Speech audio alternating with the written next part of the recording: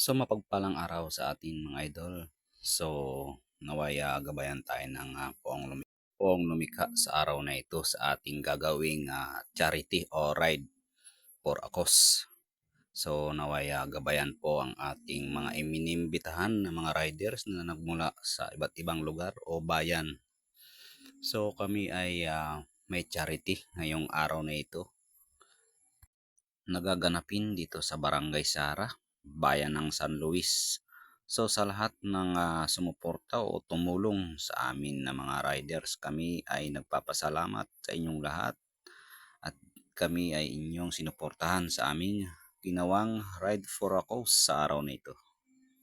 At sa lahat ng alyansa na lumuhok sa aming ginanap na charity ngayong araw. So kami ang Bulls Riders Philippines ng San Luis Aurora Chapter ay taus-pusong nagpapasalamat sa inyong lahat.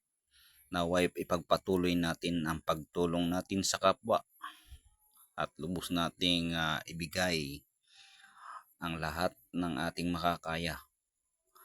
Pag atin itong pinagtulong-tulungan kahit maliit na halaga, pag ito ang naipon ay malaki rin.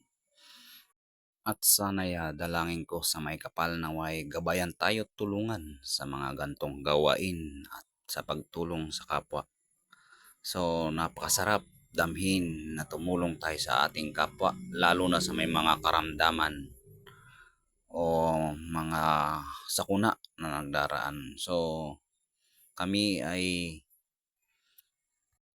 handang tumulong sa abot ng aming makakaya o aming lakas para may pagpatuloy ang mga gantong gawain, lalo sa mga taong kapuspalad o mahihirap na ating pwedeng matulungan ay ating tutulungan.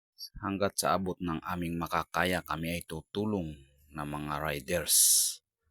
So sana bigyan tayo ng lakas ng Panginoong Hesus sa araw-araw nating pagtulong. So siya ang mauna para sa atin. Huwag niya tayong pabayaan na magkaroon ng karamdaman para ipagpatuloy natin ang mga ganitong gawain para sa kapwa. So napakasarap damhin na tayo ay tumutulong sa ating kapwa, lalong-lalo na sa mga ganitong bagay.